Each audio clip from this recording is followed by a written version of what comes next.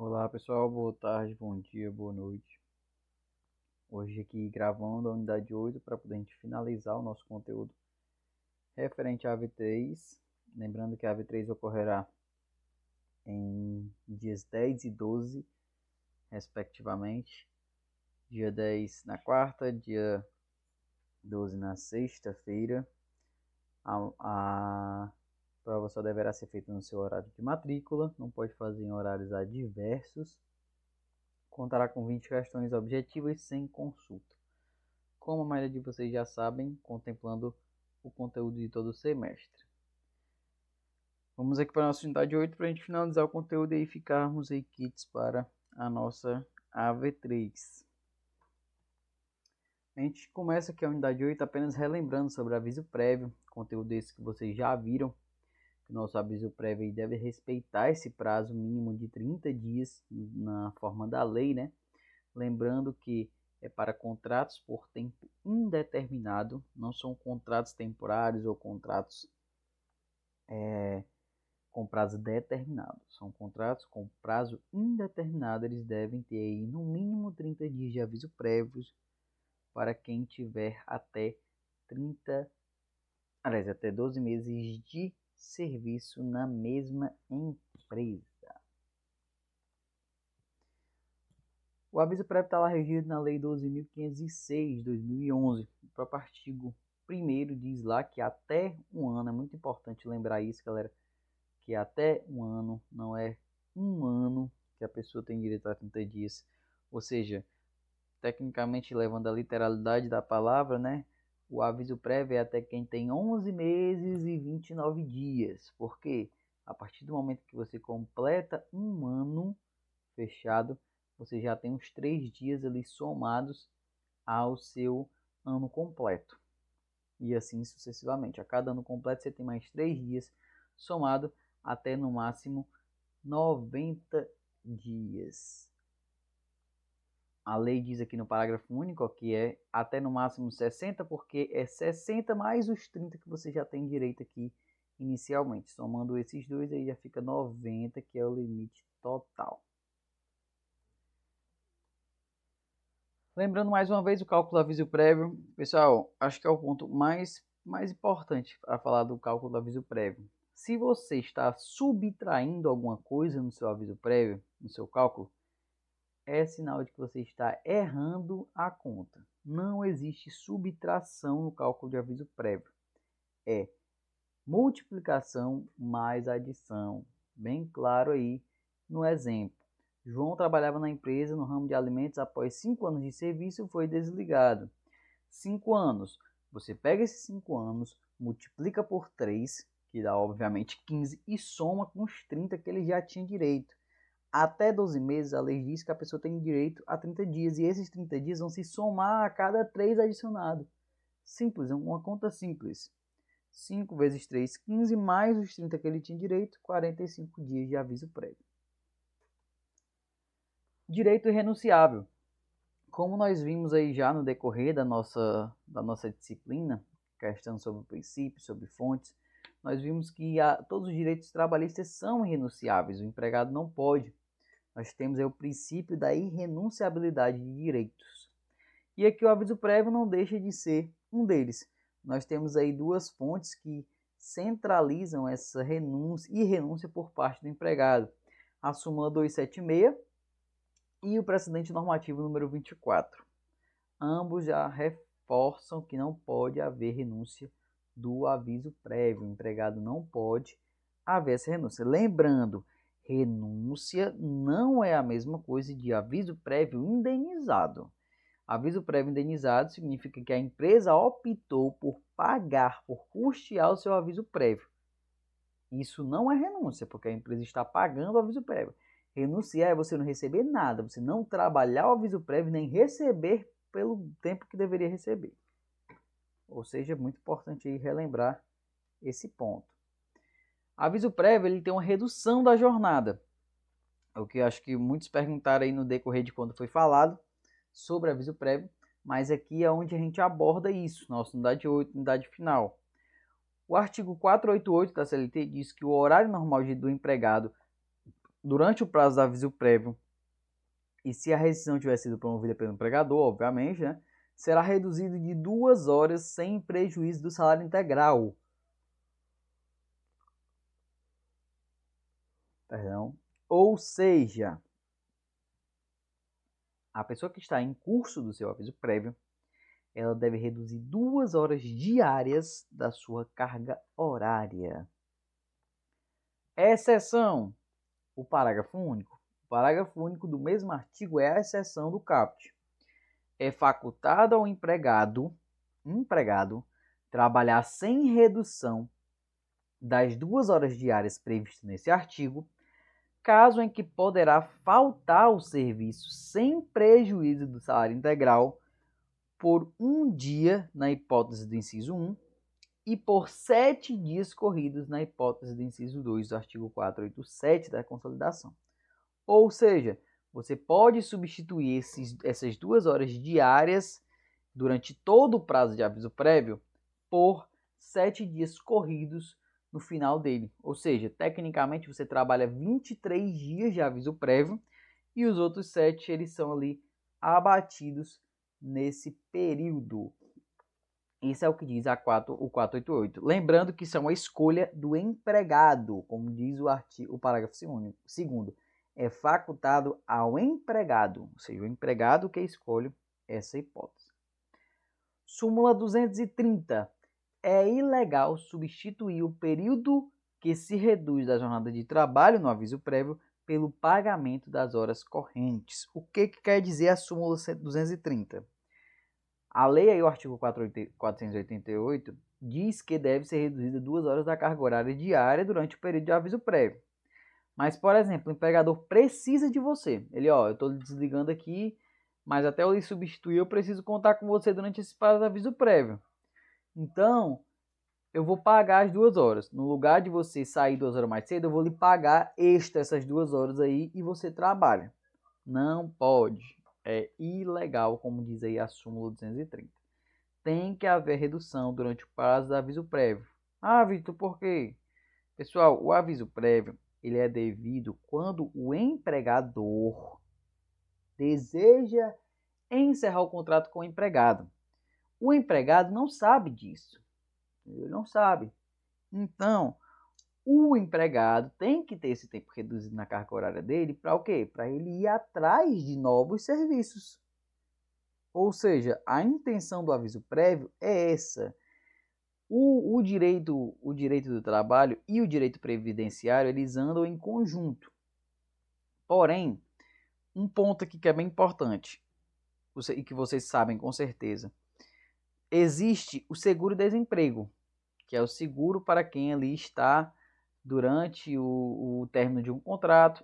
E aí você tem ali, dependendo do período que você trabalhou, tem alguns detalhes. O seguro-desemprego é de origem previdenciária, não é estudado aqui pela gente no direito do trabalho, mas ele segue várias diretrizes para poder você ter direito a ele. Normalmente você tem direito a 3 parcelas, a 5 parcelas, vai depender da sua condição. Porém, o aviso prévio, o seguro-desemprego, ele é uma intenção de que garanta ali a sua subsistência durante o período que você está desempregado. Mas a intenção primordial do seguro-desemprego é você não receber, entendeu? O interessante é que você não receba seguro-desemprego. Por quê? Porque se você está recebendo seguro-desemprego, assim, na análise previdenciária, é porque está dando errado, porque você não está conseguindo um emprego novo, entendeu?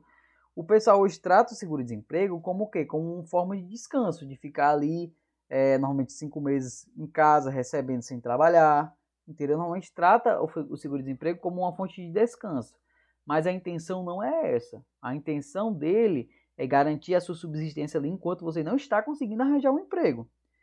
E o aviso prévio é uma dessas possibilidades também. Se você, é tanto que eu não sei se vocês sabem disso, mas se durante o aviso prévio você encontrar outro serviço, você já pode, migrar para ele sem problema nenhum. Ou seja, é um mecanismo que tenta fazer com que você tenha a possibilidade de já sair da empresa que você está saindo empregado. Esse é um ponto bem interessante de se entender. E agora nós vamos para os términos do contrato e as possibilidades de encerramento do nosso contrato. vocês vão ver aí que não existe só dois tipos de encerramento de contrato. Às vezes o pessoal acha que só tem duas formas de encerrar o contrato. Ou o empregador te demitindo, ou você pedindo demissão. Vocês vão ver que tem inúmeras outras possibilidades aqui de encerramento de contrato. Vamos lá. Basicamente, encerramento de contrato é quando ocorre, basicamente, o fim do contrato de trabalho ali, de emprego, entre o empregador e o empregado. Classificação, nós temos dois tipos de encerramento. Nós temos a resilição e a resolução. A resilição ocorre quando uma ou ambas as partes optam pelo rompimento do contrato, por vontade própria, ou seja, sem justa causa. A resilição é sem justa causa, não teve justo motivo ali para poder haver o desligamento. Aí entra nela a dispensa sem justa causa, quando o empregador quer de demitir, o pedido de demissão, quando o empregado vai e pede demissão, e o distrato, que é o término por um acordo, que é o mais conhecido término por acordo. Essas são as possibilidades de resilição, que é quando não ocorre a justa causa. E nós temos a resolução, que é quando ocorre o descumprimento do contrato por falta grave ou por pacto, quando as duas dão causa. Ou seja, a resolução é quando as duas dão causa. Ah, mas as duas dão causa? Sim, não existe justa causa só do empregado, não. Existe justa causa do empregador também. O empregado, ele pode ser desligado ali por justa causa, mas se o empregador descumprir com a norma, ele também vai sofrer ali a rescisão indireta. Nós vamos estudar ela ali bem à frente, eu vou explicar para vocês. Ou seja, os tipos de resolução é o quê?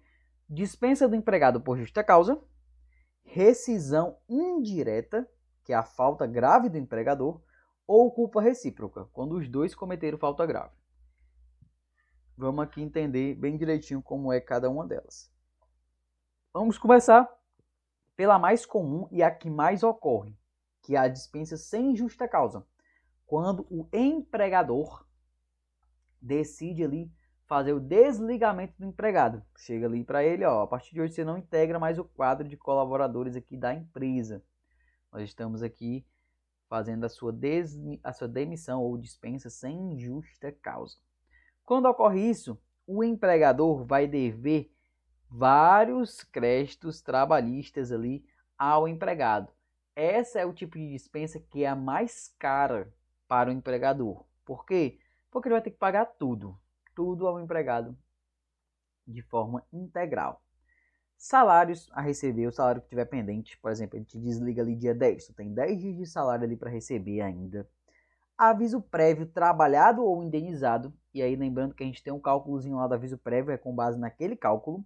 Aí o empregador que vai escolher se ele quer que o empregado trabalhe durante aquele período ou se ele quer indenizar e já dispensa o empregado na mesma hora. 13º proporcional. Proporcional, por que proporcional? Porque na maioria das vezes ele não te demite ali em dezembro, depois que ele pagou o 13º. Ele pode te demitir, por exemplo, em julho. Aí vai para o cálculo do 13º, que a gente viu lá que é até o 15º dia de cada mês. É como se você tivesse trabalhado o mês completo. Ou seja, se você foi demitido em fevereiro, antes do dia 15, você só recebe o proporcional a um mês, porque você não completou 15 dias do mês subsequente. Você só vai receber o proporcional ao mês de janeiro. Se você trabalha em fevereiro e depois do dia 15 é demitido, aí sim você recebe proporcional ao mês de janeiro e mês de fevereiro. Férias vencidas. Aqui no caso, lembrando, férias vencidas é aquelas que já passaram do período aquisitivo e estão em período concessivo. Não é férias que ainda são proporcionais. E a de baixo, aí entra também, férias proporcionais. Se ele te desliga ali antes do período aquisitivo, aliás, antes de finalizar o período aquisitivo, ele vai ter que te dar a proporcionalidade das férias mais o terço constitucional em cima daquela proporcionalidade. Indenização fiduciária. Se tivesse só essa palavra aqui, ó, sem esse parêntese, com certeza ninguém ia saber o que era. Porque ninguém nunca usa esse nome. Indenização fiduciária. É basicamente o chamado 40% do FGTS. Essa é a nomenclatura correta para falar sobre 40% do FGTS. Liberação do próprio FGTS, né, que é o depósito feito ali durante aquele contrato na Caixa Econômica em conta vinculada. E o seguro-desemprego está aqui, pessoal, mas ele não é devido pelo empregador. Eu só coloquei aí porque também adentra no caso da dispensa sem justa causa. Mas o seguro-desemprego, todos nós sabemos que ele é de origem previdenciária. Ele não é aí garantido pela Justiça do Trabalho. Ele é algo de origem previdenciária.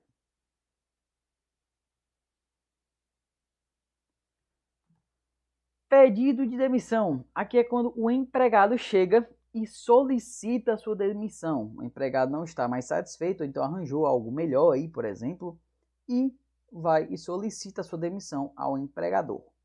O empregado terá que conceder o aviso prévio ao empregador, ele deve ali respeitar também, da mesma forma que o empregador tem que dar o aviso prévio ao empregado, o empregado também tem que dar o aviso prévio ao empregador, até para ele se preparar, contratar outra pessoa ali para suprir a sua vaga e ademais. Receberá o proporcional ao 13º até o 15º dia do mês, ou seja, também recebe na proporcionalidade o 13º. Indenização sobre férias vencidas, aqui no caso ele recebe uma indenização sobre as férias vencidas, férias proporcionais e saldo de salário se houver. Essas são as únicas possibilidades aí de recebimento do pedido de demissão. Lembrando, ele não recebe FGTS, não recebe a indenização fiduciária, né, que é no caso os 40% do FGTS, não tem direito ao seguro-desemprego, porque ele foi um partido dele, ele que decidiu pedir a demissão, não foi o empregador, e também aí não vai receber ali o nosso terço constitucional, que é o terço das férias. Súmula 171 do TST, salvo na hipótese de dispensa do empregado por justa causa, a extinção do contrato de trabalho será sujeita ao empregado ao pagante da remuneração das férias proporcionais, ainda que incompleto do período aquisitivo. Só refrisando aqui da questão do pagamento das férias. Súmula 261, o empregado que se demite antes de completar 12 meses de serviço tem direito às férias proporcionais. Ou seja, aqui é só o TST esbanjando aí normas para garantir que o empregado tenha seus direitos garantidos. Distrato. Alguém sabe o que é distrato? Com certeza a galera também não saberia se não tivesse ali a descrição, que ninguém conhece por distrato. O que o pessoal conhece é término por acordo. A empresa ali entrou em acordo com o colaborador e desligou ele. Mas isso também se chama distrato, que é o que ocorre o desligamento por mútuo acordo. Nesse, alguns detalhes que são respeitados. Por quê? Porque foi algo ali que foi articulado, os dois entraram em um acordo, então não vai ser recebido todas as verbas trabalhistas de uma demissão sem justa causa. O que o empregado vai ter direito? Ao aviso prévio, devido pela metade, se indenizado. Indenização sobre a FGTS, a multa, aliás, a indenização fiduciária, será não de 40%, mas de 20%. As demais verbas na integralidade, que é férias proporcional, 13º proporcional. E não cabe seguro-desemprego, por se tratar de um distrato. E o FGTS só será sacado 80%, não é os 100%. Tem algumas reduções aí bem interessantes no distrato. E agora nós vamos para as formas de resolução. Nós vemos as formas de resilição. Agora nós vamos para as formas de resolução. A primeira delas, a mais conhecida, dispensa por justa causa. A justa causa nesse caso aqui é do empregado. Lembrando, pessoal, eu acho que é um travessão aqui imenso, um asterisco imenso aqui dessa questão de desligamento por justa causa. O rol que fala sobre a justa causa é o artigo 482 do empregado e 483 do empregador. Lembrando, são rolos taxativos. O empregado não pode tirar a justa causa da cabeça dele. Ele precisa ir lá no artigo 482 e ver se realmente ocorreu um descumprimento de algum das alíneas que estão lá. Se não está lá, não é passível de justa causa. Não é algo ali que é subjetivo, é algo objetivo. Está disciplinado no artigo 482. Se não tiver lá, não pode demitir por justa causa. E quando é demitido por justa causa, o que é que o empregado recebe? Saldo de salário e férias vencidas, não proporcionais. Somente isso. Se for demitido por justa causa, só saldo de salário e férias vencidas. Nada mais. Aqui está o nosso rol, artigo 482. Vou explicar aqui brevemente, pessoal, não vou adentrar muito para poder não ficar muito extenso aí o nosso entendimento. 482. Constitui injusta causa para rescisão do contrato de trabalho pelo empregador, ou seja, o empregador vai poder desligar o empregado. Ato de improbidade. O que é improbidade? Ato ali de desonestidade. Desonestidade está gerando possibilidade de um rompimento do contrato por justa causa.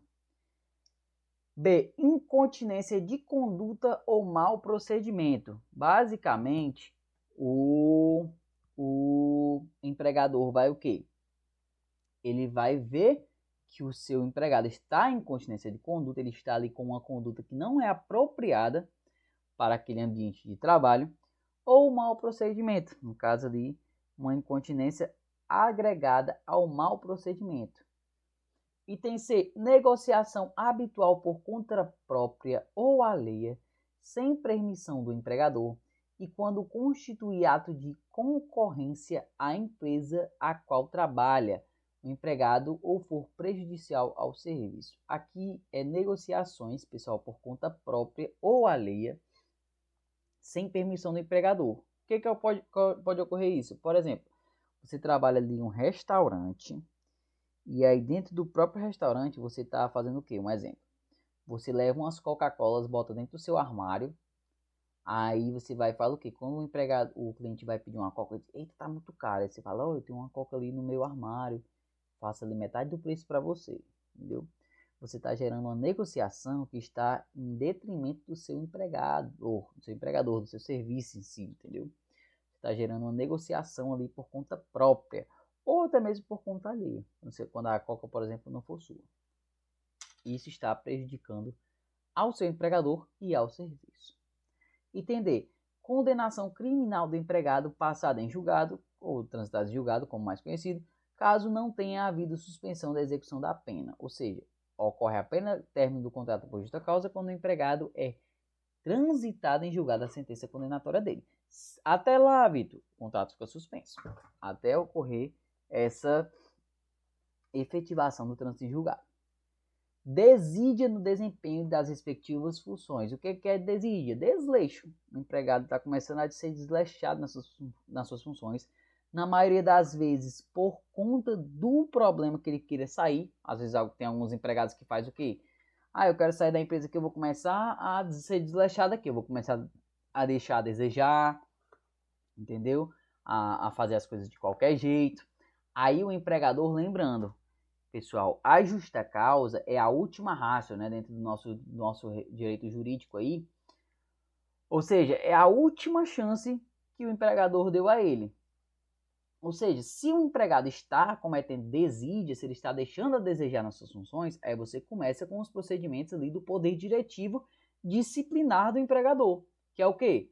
Você começa aplicando a advertência verbal, depois você progride com a advertência escrita, depois progride para uma suspensão, e aí quando você vê que não está surtindo efeito, já passou por todos esses processos e não surtiu efeito, aí você vai lá e comunica o desligamento por justa causa. Lembrando que a gente tem que ter essa segurança jurídica para poder, se possivelmente o empregado ingressar com a ação pedindo ali a desqualificação da justa causa e o reconhecimento de uma demissão discriminatória, até possível, você vai e ingressa lá com os comprovantes. Ó, tá aqui, ó. Apliquei a advertência verbal, apliquei a advertência escrita, apliquei suspensão e o colaborador não evoluiu. Então, a última ratio aí foi a demissão por justa causa. A linha F, embriaguez habitual ou em serviço. O que significa isso? Embriaguez habitual é a pessoa que chega constantemente embriagada ali no seu serviço. Ou em serviço. Quando lembrando ali que comprometa, né? Por exemplo, você está ali, aí chega no seu horário de descanso, você vai ali fora, bebe um monte de cerveja e chega lá embriagado dentro do seu ambiente de trabalho. G. Violação de segredo de empresa. O nome já se fala por si só, né? H. Ato de indisciplina ou insubordinação. Pessoal, ato de indisciplina é quando é uma determinação geral, entendeu? Todos os empregados não podem mexer em tal coisa. Ali é uma determinação geral. Nenhum empregado pode praticar aquela conduta. Quando eu vou e pratico, eu estou fazendo o quê? Um ato de indisciplina, pois era uma determinação geral. Todos ali não deveriam fazer aquilo e você foi e fez. Ou de insubordinação. Insubordinação é algo direto. Eu determinei, ó, Paulo, não faça aquilo. Você foi e fez. Você foi insubordinado. Entendeu? Então, são elementos diferentes aí. Abandono de emprego. Aí, pessoal, é o que se fala por si só também. Você abandonou o seu emprego. Ah, o abandono de emprego tem rito? Não. Às vezes o pessoal costuma dizer o quê? O empregado só pode ser demitido depois de 30 dias de abandono de emprego. Não. Para o abandono de emprego, existe uma coisa que se chama nexo de causalidade. O que é nexo de causalidade? Precisa ver que não se tem mais a intenção de trabalhar. Por exemplo, eu vou faltar 2 dias na minha empresa. 2 dias, é o exemplo mais comum, 2 dias. Aí o meu empregador vai entrar em contato comigo. Ô, pô, Vitor, não tá vindo mais, aconteceu alguma coisa, me mandei seu atestado. E aí eu não mando atestado nem respondo ele. Aí no mesmo dia eu vou lá, bato um stories lá na China, por exemplo, na China. Aí posta aqui, ó, nova vida, novas conquistas, novos ares. Tô morando lá na China. Eu tenho a intenção de voltar para aquele emprego?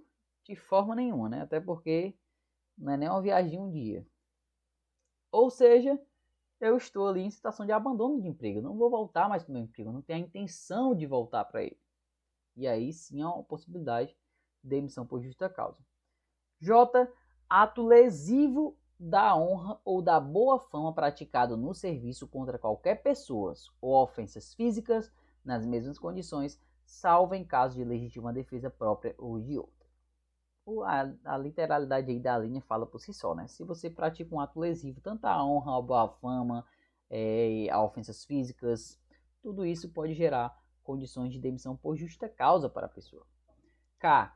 Ato lesivo à honra ou à boa fama. Aqui é basicamente o mesmo segmento até a metade da linha. Aí, no caso, aos superiores hierárquicos. Se você chega ali ao seu superior, por exemplo, eu, Vitor, sou um exemplo aqui mais claro comigo mesmo. Eu sou um gestor da área de alimentos e bebidas. Se eu tenho um empregado que chega ali e fica praticando atos lesivos à minha honra ou à minha boa fama, tipo inventando alguma coisa sobre mim, propagando aí alguma mentira sobre a minha pessoa, e simplesmente, obviamente, isso é comprovado, tem testemunhas, isso é possível de uma demissão por justa causa. É bem interessante aí de vocês entenderem o que é essa demissão por justa causa, que às vezes o pessoal costuma brincar muito. Emprego. Eu vejo muito constantemente isso como uma pessoa que já trabalha, já passou por vários cargos. Às vezes o pessoal não tem responsabilidade com suas palavras, galera. O pessoal costuma falar e exercer muito exacerbado o seu livre-arbítrio, entendeu? Então o pessoal acaba utilizando daqueles mecanismos ali para se valer, né?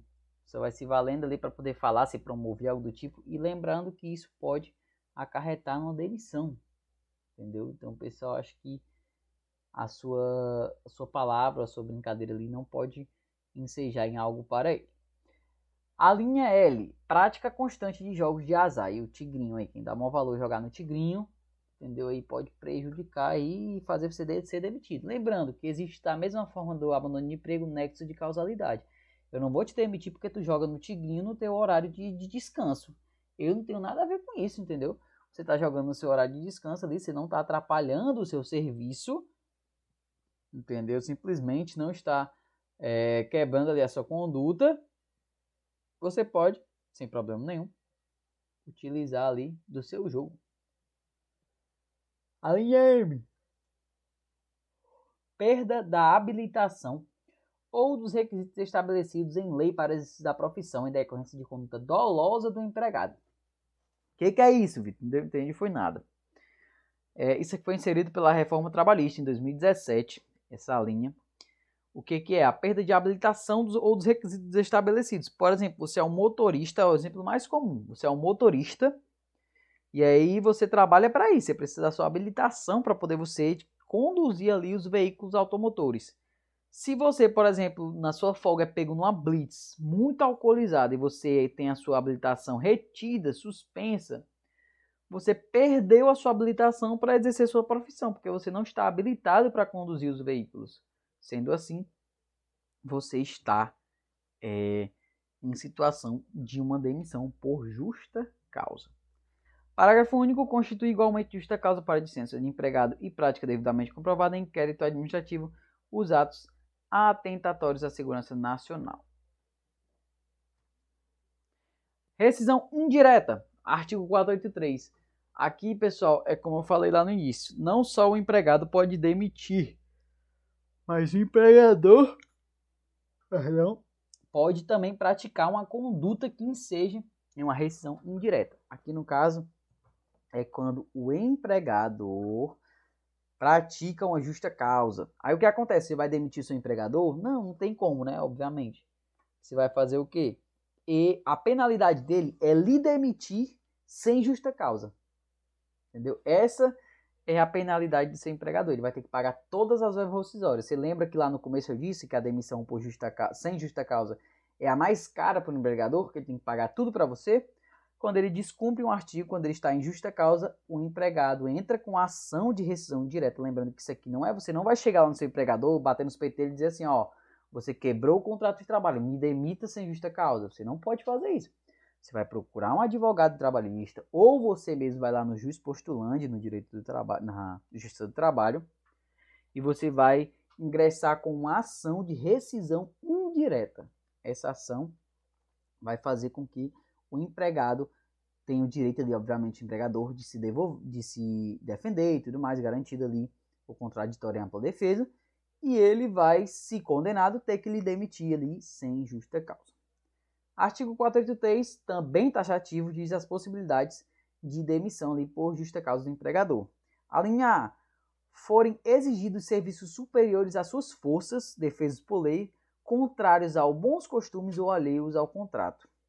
A descrição fala por si só, né? B.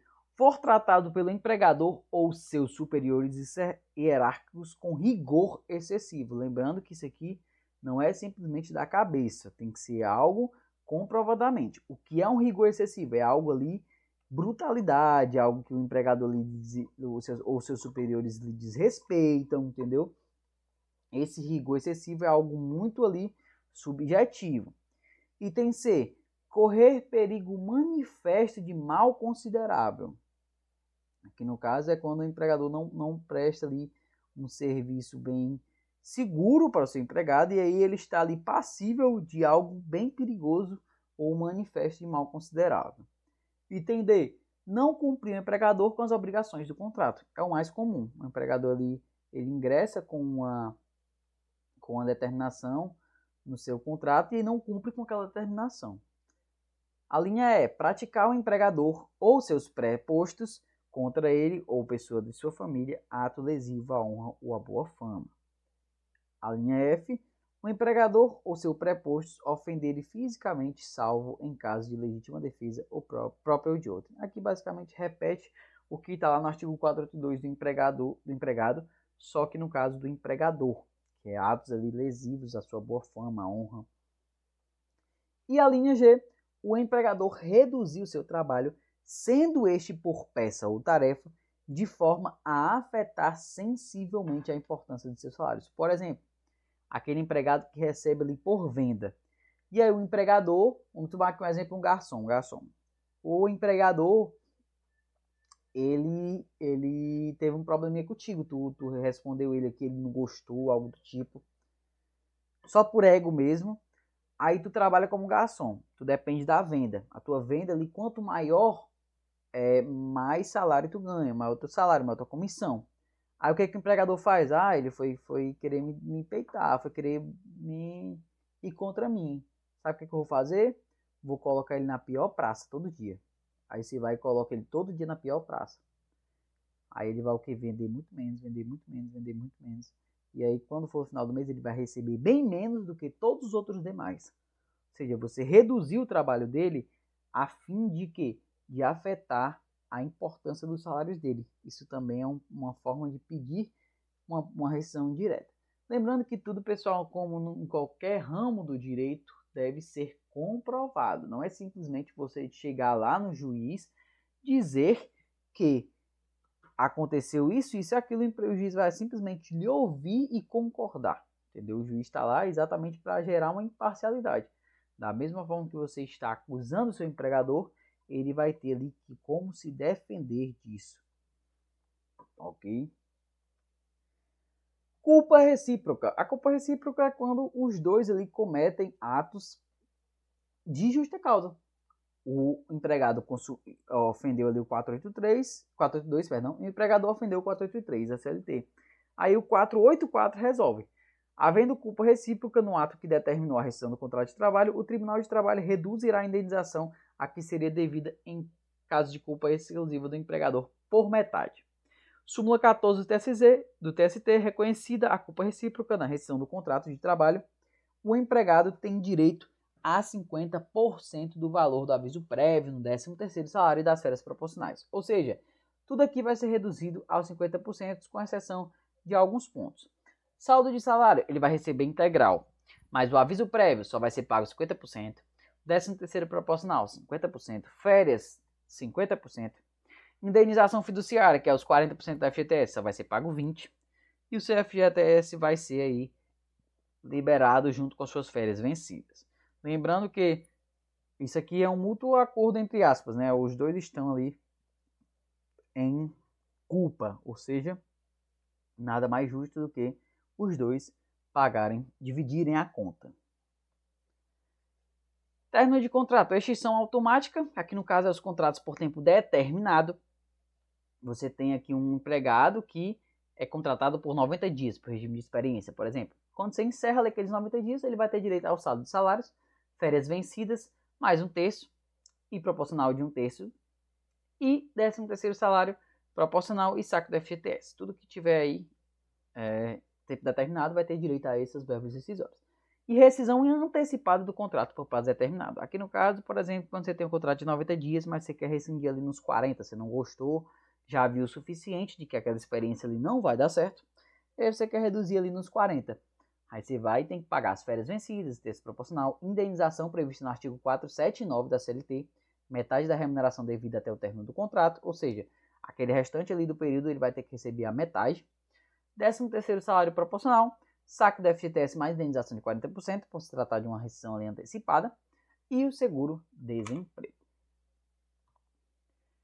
Outras formas de rescisão, por nulidade ou em virtude de ilicitude ou proibição, aqui no caso determinado pelo judiciário, força maior, atos do poder público, morte do empregador quando pessoa física, normalmente ocorre ali quando você tem um empregado doméstico, morte do empregado ou extinção da empresa, também são possibilidades de rescisão do contrato.